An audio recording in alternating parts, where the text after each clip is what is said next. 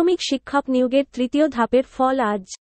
সরকারি প্রাথমিক বিদ্যালয়ে সহকারী শিক্ষক পদে তৃতীয় ধাপে ঢাকা ও চট্টগ্রাম বিভাগে লিখিত এমসিকিউ পরীক্ষার ফলাফল আজ রোববার প্রকাশ করা হবে।